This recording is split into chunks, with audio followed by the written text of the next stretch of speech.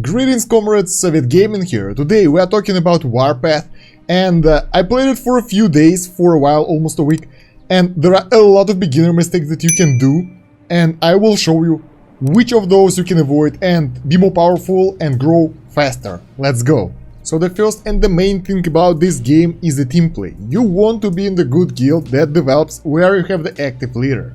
Make sure that the chat is active and that your leader and your officers know what they are doing. If that is good, you're good. If not, if you have the weak guild which is developing, which is active, go look for new guild, well, alliance in this game, because this game is heavily focused on the team play, so you want to be in the good active alliance.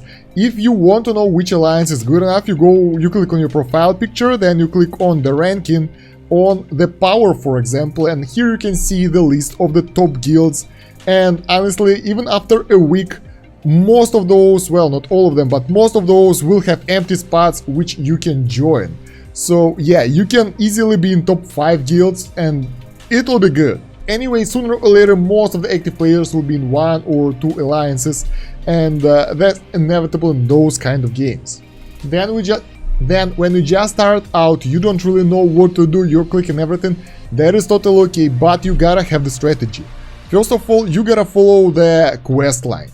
You click on the events in the top right corner, and here you can see all the active events, and here you can see one of the regular events that's happening daily, that's called jurisdiction. And over here there are different types of events, and over here we have different types of events. Some of those are for summoning, some of those are for building, exploring, researching, and so on. So make sure to do the right thing at the right time. Right now we have the event for the summons, so if you will do the summons you will get score here, and for that you will get extra stuff.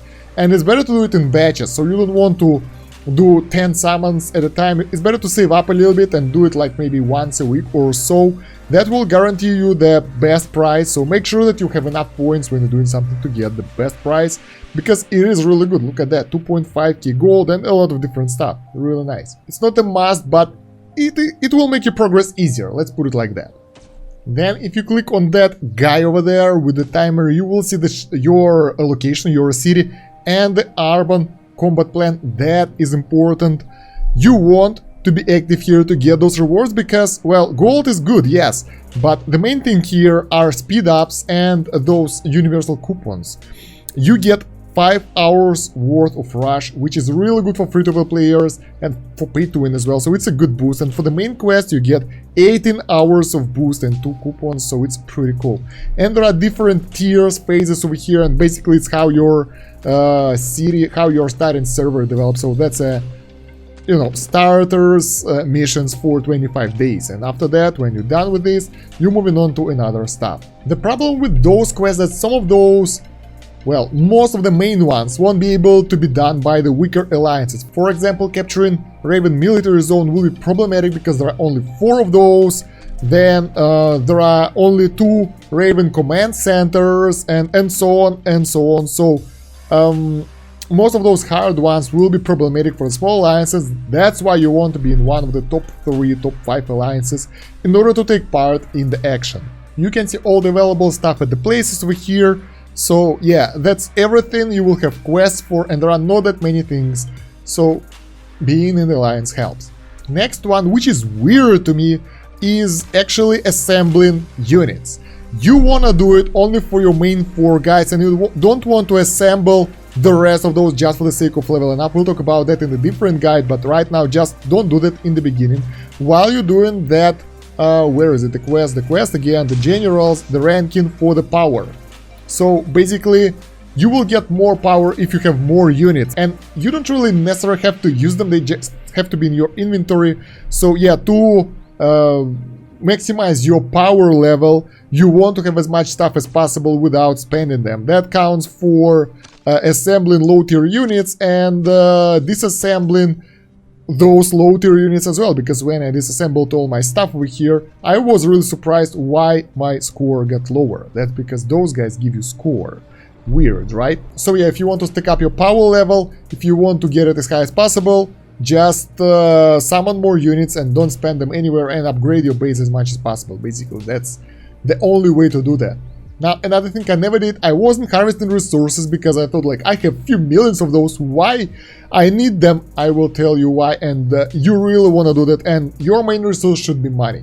Because we were in a small fight right now, we wasted a lot of units, so yeah, as you can see my military count is really low right now, and I spent like maybe 2 millions on one small war. So yeah, you want to spend your guys on the collection, on farms and mines and whatever, just balance your resources out, but for me it will be farms right now to get the money. Moreover, if your alliance holds lands, harvesting inside of your land will give you faster harvesting and you will get an additional bonus for that, so it's always a bonus if you can do that. One more thing about resources, which I haven't did for the first few days, and that was a horrible mistake, is not taking the advantage of free market, of black market, I'm sorry. Basically, what you want to do here is you want to buy everything on the second, third and fourth row, which costs you money, oil or iron. So basically your basic resources. So for now we'll buy those. We can buy any of those because that costs us gold. Oh yeah, and you also want to buy tickets that are on the discount because you will have to buy them anyway. So let's get this one. And you can do the free refresh so you can get more chances to get stuff, which will therefore helps you along the way. Okay, we've got everything we could, and that's really important. Moreover, don't spend all your gold like I usually do on summons. So if you're doing the chest camp unit summons draws and you don't have any extra money, and then there is something in the black market, it just disappeared, and you can't buy those tickets with a good discount, you're missing out on so much.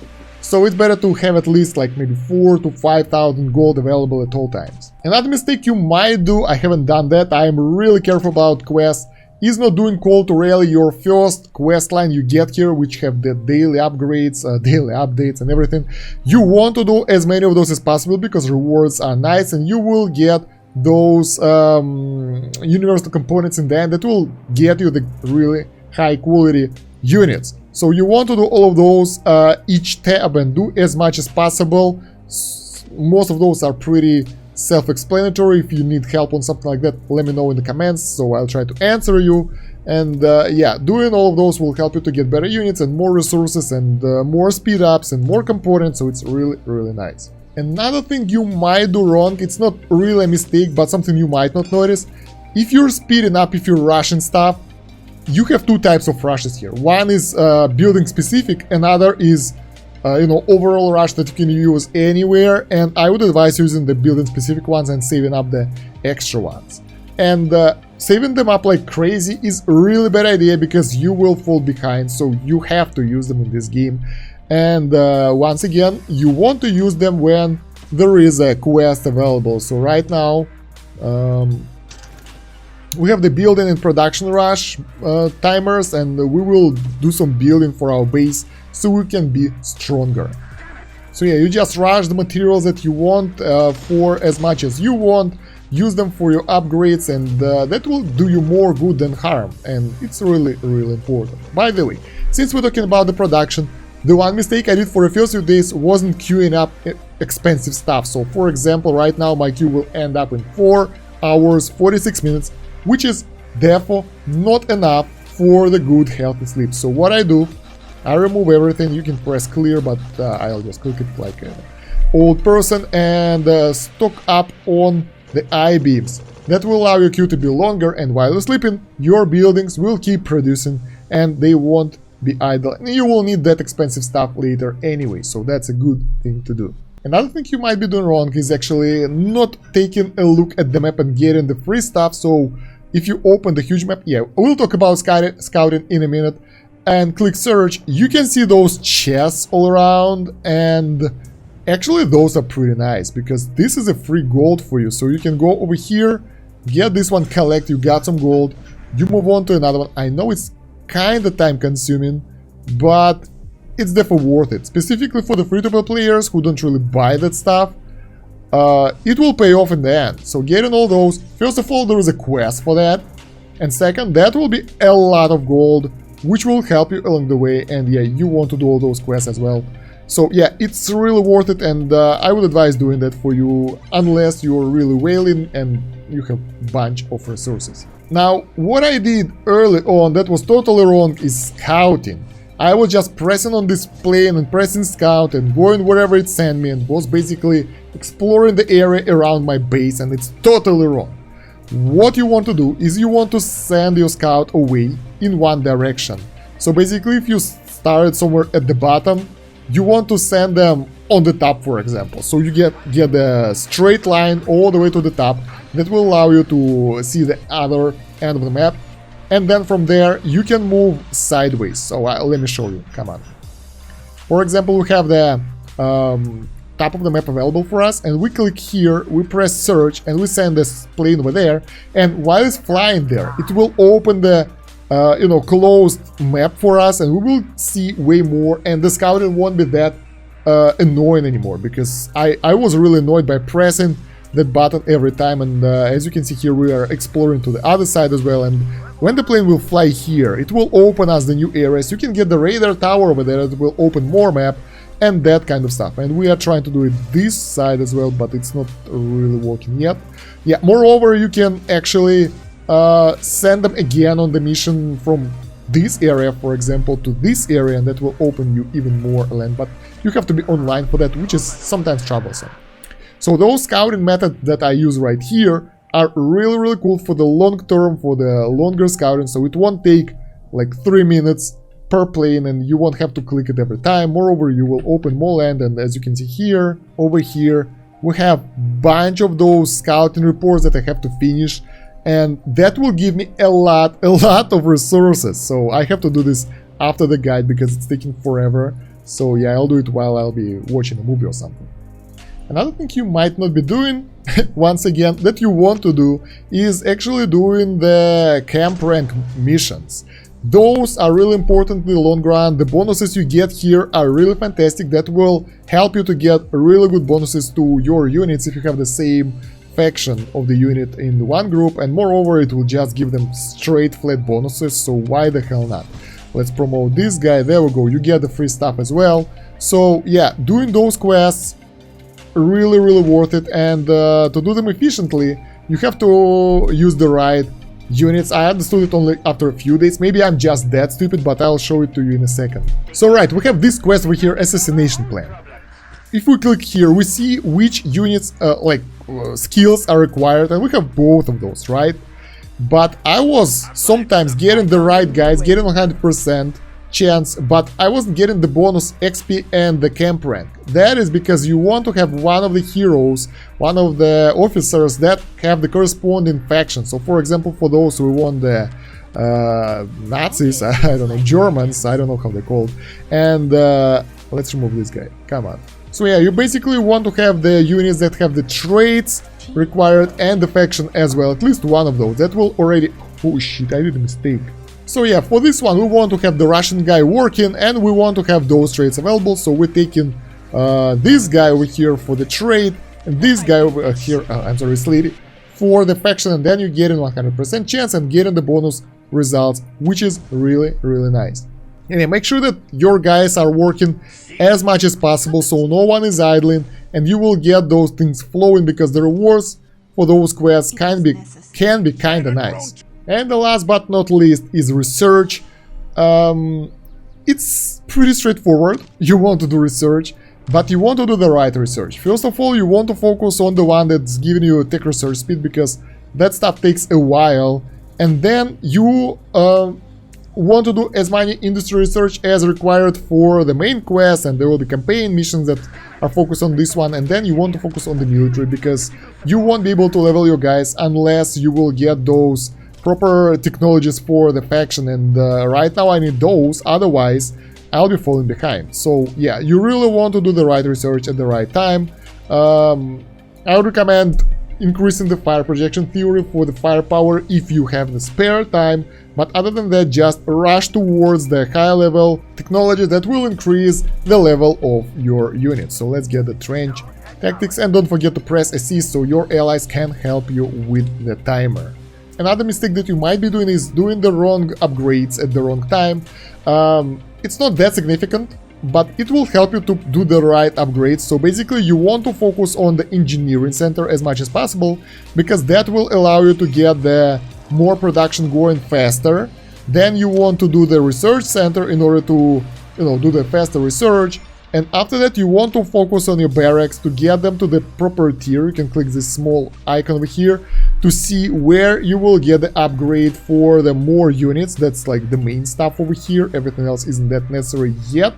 So yeah, I would advise going them one by one to level like 4, then 8, then 13, because that will give you more units per barrack. And it's interesting that not all the units will be like more quantity because of the barrack upgrade, because most of them have different personnel value. So for the infantry you have 1 personnel per unit. That means that each upgrade of the barrack will give you 1 additional soldier. For those light tanks it's 4 personnel per unit. For those bigger tanks it's 6. So at some point you won't get extra tank after the upgrade, so keep it in mind. Oh yeah, another important stuff before I forget. Don't forget to help your alliance with the research. That's really important. Contribute as much as possible. That doesn't cost you that much. You can even contribute gold. It's not that expensive, is it?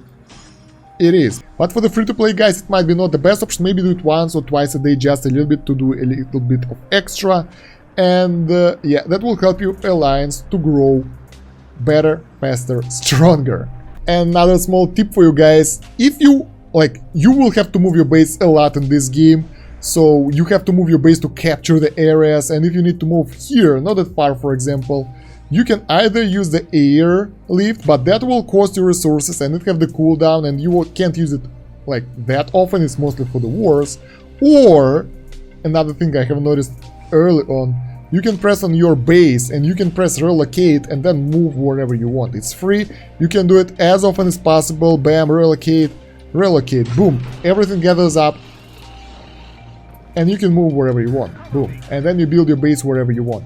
So that's really useful for moving around, capturing territories around your base without actually spending the resources. And since we're here, don't forget to do your airdrops.